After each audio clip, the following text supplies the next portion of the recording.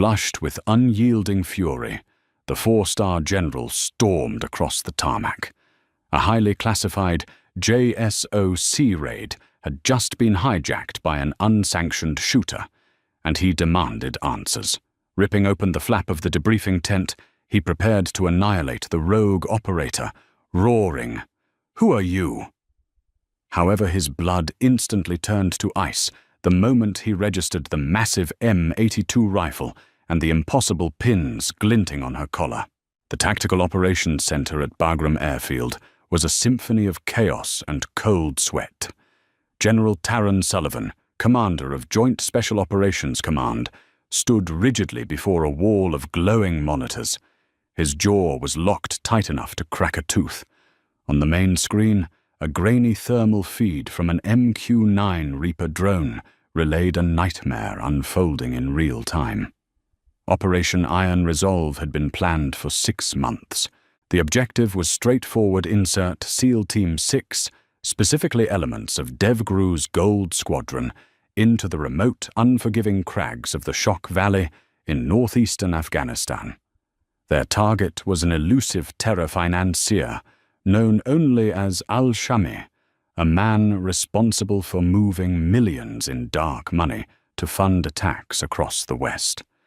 But intelligence had been catastrophically wrong. Al-Shami wasn't hiding with a modest security detail. He had baited a trap. As soon as Chief Petty Officer Dave O'Rourke and his 6-man element fast roped into the compound, the mountainside erupted. Over 80 heavily armed insurgents had entrenched themselves in the elevated cave systems overlooking the valley floor. Any station, this is Gold 1. O'Rourke's voice cracked over the comms, breathless and punctuated by the terrifying rhythmic thud-thud-thud of a heavy DSHK machine gun. "We are pinned down in the primary structure.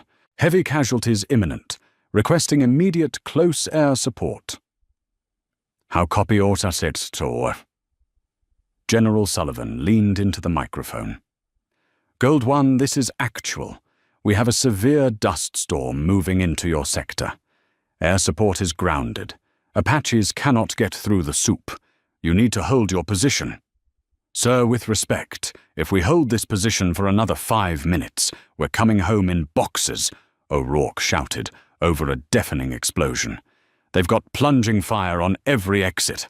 Sullivan slammed his fist against the console.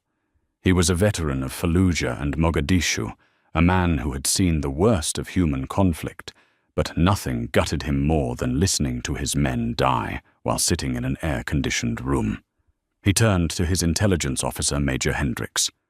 "Get me anything. Artillery, a rogue drone, anything." "Sir, there's nothing in range. The storm has grounded everything," Hendricks replied, his voice hollow. On the screen, the thermal imaging showed dozens of white-hot figures advancing down the mountain, closing the noose around the pinned SEALs. The DSHK machine gun, perched on an unreachable ridge 2,000 yards away, was tearing the compound to shreds. Then, the unthinkable happened. On the drone feed, the heavy machine gunner's thermal signature suddenly exploded into a mist of white heat. 3 seconds later, a massive concussive boom echoed through the radio feed, clipping the audio receivers. Silence fell over the TOC. General Sullivan blinked. "What was that? Did an A-10 make it through?" "Negative, sir," Major Hendricks said, frantically typing on his keyboard. "That wasn't a bomb. That was a rifle shot." Before anyone could process the information, another enemy fighter stepped up to man the heavy machine gun. Boom! The second gunner collapsed, his chest obliterated. "Hendricks, who the hell is in that valley?" Sullivan demanded, his voice rising in panic and confusion. "Nobody, sir. We have no friendlies within 40 miles. The closest Marine recon element is in Helmand." Over the comms, Chief O'Rourke sounded equally bewildered. "Actual, this is Gold 1. We are receiving covering fire from an unknown element. Sniper is suppressing the ridge. Shots are originating from..." O'Rourke paused, likely checking his compass. "Grid sector Alpha 7. That's over 2,000 yards out, sir." 2,000 yards, Sullivan whispered. Only a handful of snipers in the history of the military could hit a target at that distance with such devastating consistency. Names like Carlos Hathcock and Chris Kyle flashed through his mind, but this wasn't history. This was right now. For the next 10 minutes, the command center watched in stunned silence as the invisible shooter dismantled the ambush. It was a masterclass in long-range ballistics. The shooter was using a massive caliber. The sheer kinetic energy of the impacts proved it was a .50 BMG round. Boom! An insurgent holding an RPG was thrown backward over a cliff. Boom! A sniper team crawling through the rocks was neutralized before they could even chamber a round. 18 shots. 18 confirmed kills. The relentless precision broke the enemy's morale. The surviving insurgents scattered, abandoning their positions and fleeing into the caves. The suppressing fire allowed Gold Squadron to break cover, secure Al-Shami, and make it to the secondary extraction point just as the edge of the dust storm rolled in. A rogue pilot in an MH-47 Chinook braved the weather to pull the SEALs out. As they loaded onto the chopper, O'Rourke radioed in one last time. "Actual, we have the package, and we picked up our guardian angel. You're going to want to see this." General Sullivan didn't feel relief. He felt a boiling, white-hot rage. Someone had authorized a go-stop in his theater of war. Someone had bypassed his chain of command, deployed an unsanctioned sniper, and risked an international incident. "Prep my Black Hawk," Sullivan barked at his aide. "I'm flying to Forward Operating Base Shank. I don't care if it's the CIA, an independent contractor, or God himself. I'm going to court-martial the son of a bitch who thinks they can run a private war in my AOR. Forward Operating Base." Shank was drowning in the howling Afghan wind by the time General Sullivan's chopper touched down. The dust storm had turned the sky the color of bruised iron, and the air tasted heavily of sand and diesel exhaust. Sullivan bypassed the welcoming committee, his boots hitting the tarmac with heavy, furious purpose. He strode directly toward the medical and debriefing tents, flanked by 2 heavily armed military police officers and his aide. Outside the primary isolation tent, Chief O'Rourke was leaning against a stack of HESCO barriers, smoking a cigarette with a shaking hand. His uniform was torn, coated in dried mud and the blood of his enemies. When he saw the 4-star general approaching, he quickly dropped the cigarette and snapped to attention. "At ease, Chief," Sullivan snapped, not breaking his stride. "Where is the shooter?" "Inside, sir." O'Rourke said, his voice laced with an exhaustion that ran bone deep. He hesitated, stepping slightly into the general's path. "Sir, I don't know what kind of black book program JSOC is running these days, but whoever is in that tent, they pulled off a miracle out there. The windage alone in that valley was suicidal. I've never seen shooting like that. Not in Ramadi, not in Tora Bora. They violated 17 distinct rules of engagement and operated outside the recognized chain of command," Sullivan retorted, his eyes cold. "Miracle or not, they belong in Leavenworth."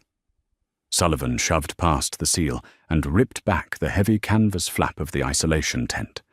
The interior was dimly lit by a single, swinging halogen bulb, powered by a humming diesel generator outside.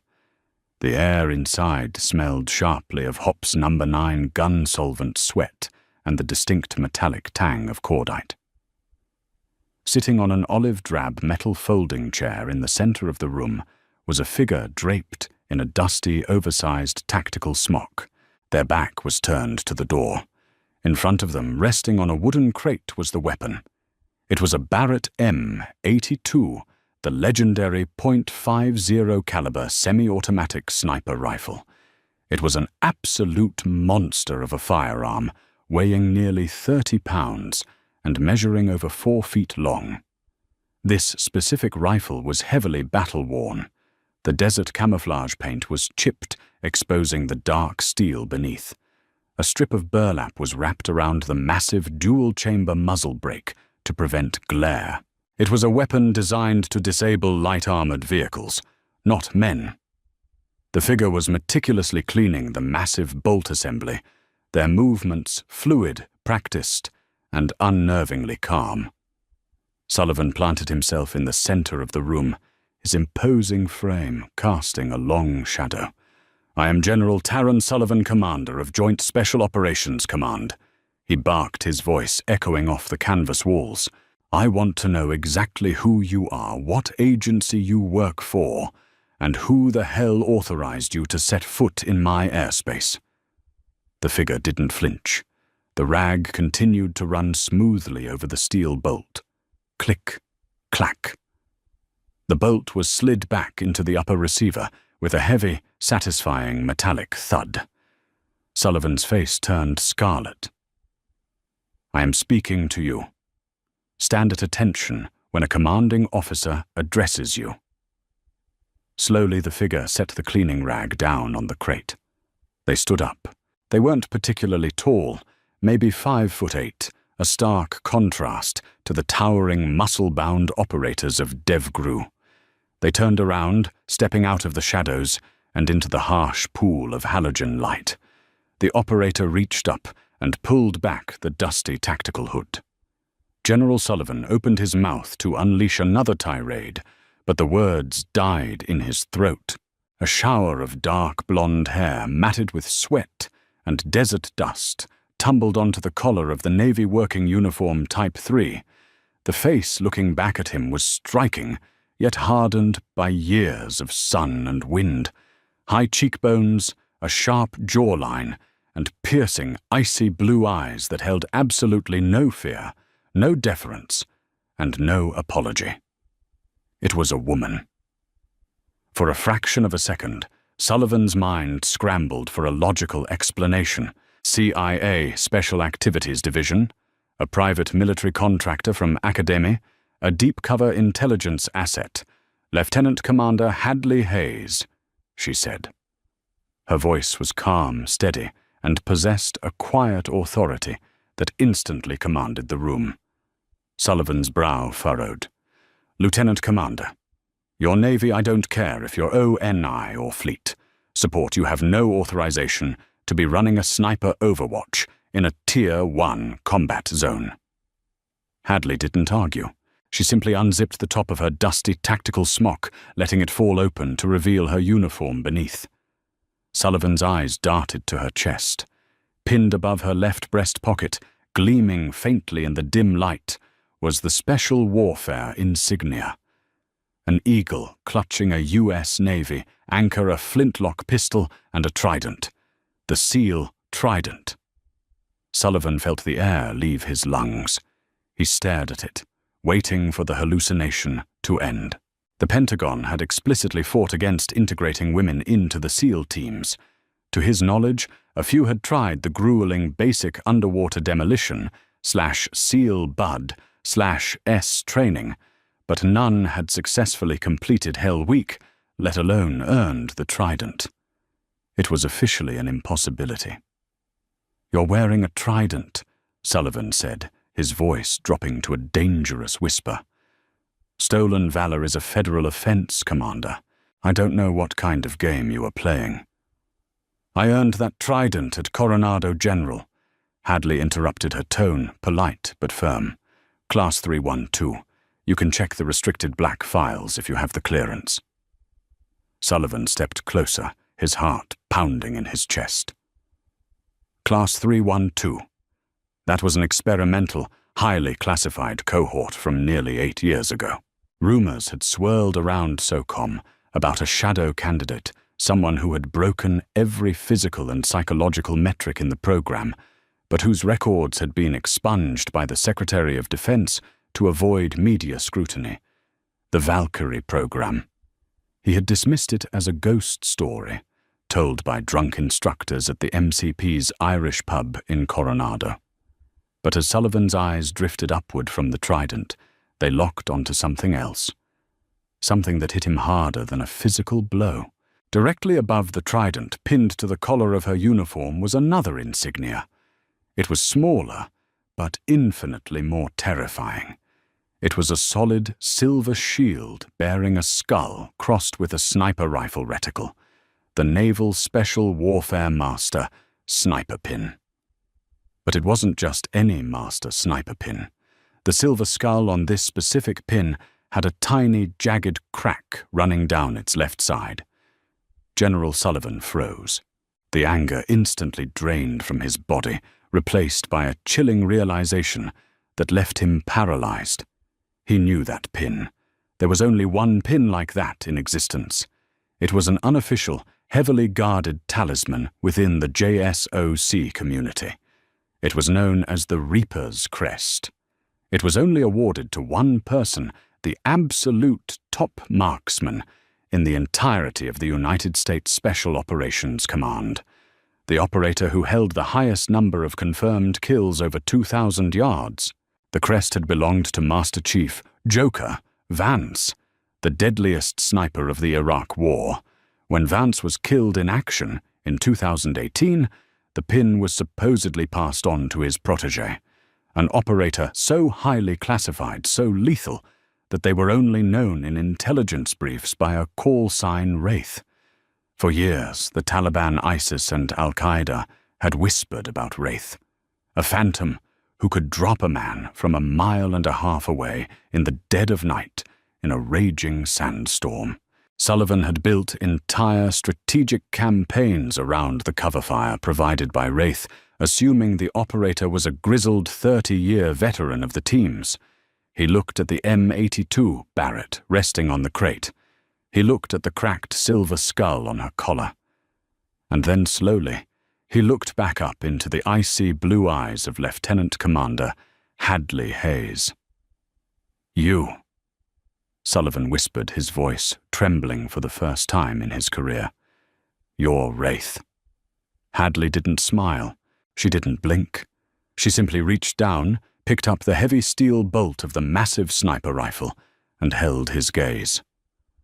"I was told Gold Squadron needed an Overwatch general," Hadley said softly. "So I provided one." General Taryn Sullivan stared at the woman before him, the silence in the isolation tent stretching so taut it felt liable to snap and take someone's head off. The generator hummed outside, a low, guttural drone that did nothing to mask the pounding in the general's ears. Wraith, the most lethal asset in the war on terror. A phantom who had single-handedly broken sieges in Mosul and dismantled al-Shami's supply lines in Helmand, was a 5'8" blonde woman sitting in a dusty tent at FOB Shank. Sullivan took a slow, deliberate breath, forcing his military bearing back into place. "Assuming for a moment that you are who that pin says you are, Commander Hayes, it does not explain your presence here. JSOC operations are highly compartmented. Devgru's Gold Squadron was on a closed-loop mission today. Even if the Valkyrie program is active, you don't answer to me. So who the hell sent you to Shock Valley?" Hadley reached into the pocket of her tactical smock and pulled out a small, heavy titanium flash drive. She tossed it onto the wooden crate next to the colossal barrel of the M82. It clattered against the steel. "I don't answer to SOCOM, General."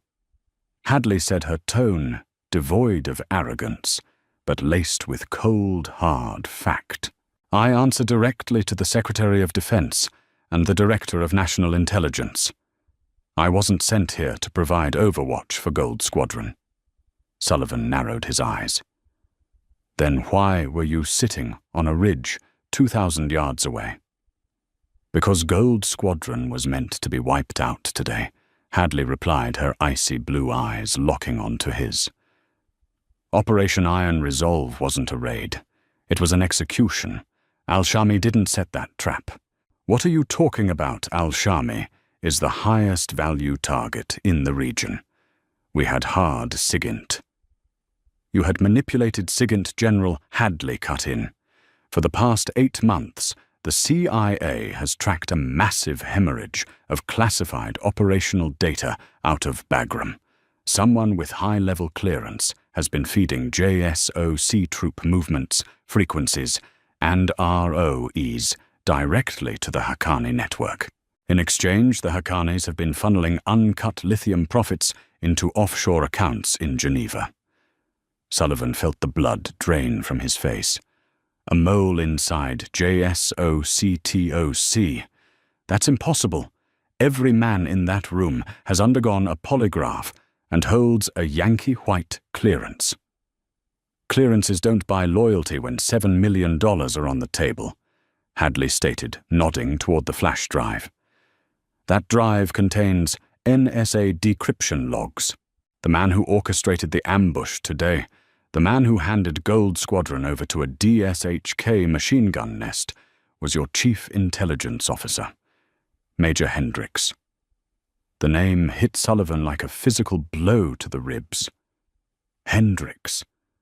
The man who had stood shoulder to shoulder with him during the briefing. The man who, just an hour ago, had solemnly declared that there was no air support available. Hendricks grounded the Apaches. Sullivan whispered the puzzle pieces, violently snapping together in his mind. He said the dust storm was too thick for thermal targeting. The storm was a front, an excuse to leave O'Rourke and his men isolated. Hadley confirmed. My orders were to shadow the operation, confirm the betrayal, and if necessary, intervene. When I saw the insurgent heavy gunners taking positions before the Black Hawks even crossed the mountain threshold, I had my confirmation. If you had this intelligence, Sullivan's voice rose, the sting of betrayal sparking into fury. Why the hell didn't you bring it to me before my men fast roped into a meat grinder? Because until Hendricks transmitted the final abort code to the air support, the DN, I didn't have enough actionable evidence to secure a treason conviction, Hadley said, her voice remaining unnervingly flat. And because Hendricks had an insurance policy, if he suspected he was being watched, he was going to wipe the TOC servers. We needed him to act. I was the failsafe. Sullivan looked at the M82. 18 shots. 18 kills. She had allowed the trap to spring, trusting her own superhuman marksmanship to pull 6 Tier 1 operators out of the fire. It was a terrifying, reckless, and brilliant gamble. Al-Shami is in the detainment block right now, Sullivan said, his mind racing. If Hendricks knows the package survived, and he knows an unsanctioned shooter broke his ambush. Hadley's eyes darted toward the canvas flap of the tent. Then he knows his window to erase his tracks is closing. He can't let Al-Shami be interrogated, and he can't let us walk out of this tent with that flash drive. Suddenly, the harsh halogen light above them flickered, hissed, and died. The entire forward operating base plunged into absolute suffocating darkness. The low hum of the diesel generator outside sputtered and choked to a halt. General, Hadley whispered, the casual demeanor instantly vanishing as she reached for the massive rifle. Get down! A sharp crack echoed outside, followed by the heavy thump of a body hitting the dirt. The 2 military police officers Sullivan had stationed at the door had just been neutralized. Hendricks wouldn't do this himself, Sullivan hissed, dropping to a crouch behind a stack of ammunition crates. He drew his standard-issue Sig Sauer M17, his hands remarkably steady despite the sudden plunge into a tactical nightmare. He's an analyst. He'd use proxies. Corrupt ANA, Afghan National Army contractors, Hadley murmured.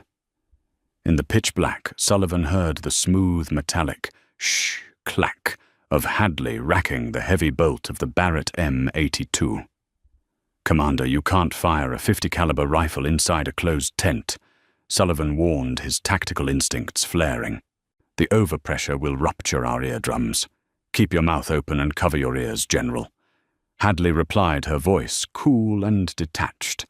She didn't have night vision goggles equipped, but she didn't need them. She hoisted the 30-pound weapon with terrifying ease, resting the bipod against the heavy wooden crate. Footsteps crunched on the gravel outside. Soft, deliberate. A kill squad. They were moving to breach the front and rear flaps simultaneously. "3 contacts," Hadley whispered. "2 stacking on the front, 1 at the rear." "How do you know?" Sullivan breathed. "I can hear their gear shifting." The canvas flap at the rear of the tent tore open. A silhouette filled the doorway, the distinct shape of an AK-47 rising toward them. Hadley didn't hesitate. Boom! The sheer concussive force of the M82 discharging indoors was apocalyptic. It felt as though a frag grenade had detonated in the center of the room. The shockwave punched the air from Sullivan's lungs, throwing him backward against the HESCO barrier. A blinding 3-foot tongue of muzzle flash illuminated the tent in a strobe of hellish orange light. The .50 BMG round, designed to punch through engine blocks, caught the rear attacker dead center. The man didn't just fall. He was physically lifted off his feet and hurled through the air, completely obliterated, before he hit the gravel outside. Before the ringing in Sullivan's ears could even register, Hadley pivoted the massive weapon toward the front of the tent. The front flap ripped open. 2 silhouettes rushed in their rifles, raised, disoriented by the monstrous muzzle blast. Hadley didn't bother using the scope.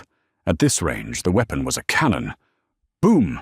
The second shot tore through the first attacker, over-penetrating his heavy body armor, as if it were made of wet tissue paper, and struck the second man standing directly behind him. Both bodies crumpled into the dirt, an explosive cloud of dust and debris raining down on the canvas roof. Total silence descended on the tent, save for the violent ringing in Sullivan's ears and the sharp metallic clink of a massive smoking brass casing hitting the floorboards. The heavy smell of cordite was suffocating. Sullivan slowly lowered his hands from his ears, blinking away the after-image of the muzzle flashes. In the dim moonlight bleeding through the torn tent flaps, he saw Hadley Hayes. She was standing perfectly still, the barrel of the M82 smoking heavily into the cool night air. She smoothly ejected the spent casing, chambered a fresh round, and engaged the safety. "Threat neutralized," Hadley said quietly. Outside, the FOB was finally waking up to the chaos. Sirens began to wail, and the sharp shouts of Marines and SEALs echoed across the tarmac. Flashlight beams cut through the darkness, rushing toward the medical compound. Sullivan pushed himself up from the dirt, his joints aching, his ears bleeding slightly from the immense overpressure of the rifle. He looked at the 3 devastated bodies of the corrupt contractors, then back to the woman who had just saved his life. She had just fired an anti-material rifle indoors in pitch darkness with surgical precision. Chief O'Rourke was the first to breach the tent. His M4 carbine raised his tactical light, slicing through the thick smoke. He stopped dead in his tracks, taking in the carnage, the general and the female officer holding the smoking hand cannon. "General," O'Rourke yelled over the sirens. "Are you hit?" "I'm fine, Chief," Sullivan shouted back, his voice hoarse. He pointed a steady finger at O'Rourke. "Lock down the perimeter. Send a detachment to the TOC immediately. Detain Major Hendricks. If he resists, shoot him in the leg. Do not let him near a comms console." "Copy that, sir." O'Rourke vanished into the night, barking orders to Gold Squadron. Sullivan turned to face Hadley. She was already breaking down the M82, swiftly and methodically detaching the upper receiver from the lower, packing the legendary weapon into a nondescript Pelican case. The fury and indignation that had driven Sullivan into this tent were completely gone. The bureaucracy, the archaic rules, the bruised ego of a 4-star general out of the loop, none of it mattered. In the crucible of combat, the only thing that mattered was survival. And the woman standing in front of him had just masterminded the survival of his best men and his own life. "They're going to cover this up," Sullivan said, quietly stepping closer. "The Pentagon won't let the public know a SEAL element was compromised by our own brass, and they certainly won't acknowledge the Valkyrie program." Hadley snapped the latches of the Pelican case shut. "I don't operate for public acknowledgement, General. I operate to ensure men like O'Rourke get to go home to their families." She picked up the titanium flash drive from the crate and held it out to him. Sullivan looked at the drive, then up at her collar. The cracked silver skull of the Reaper's crest caught the beam of a distant flashlight. It was a heavy burden, a legacy of ghosts and shadows. He finally understood why Joker had passed it to her. Sullivan took the drive, his grip firm. He stepped back, squared his shoulders, and did something he had never done for an unacknowledged operative. He rendered a slow, crisp salute. "Lieutenant Commander." Sullivan said, his voice carrying the full weight of his command and his utmost respect. "JSOC owes you a debt it can never publicly repay.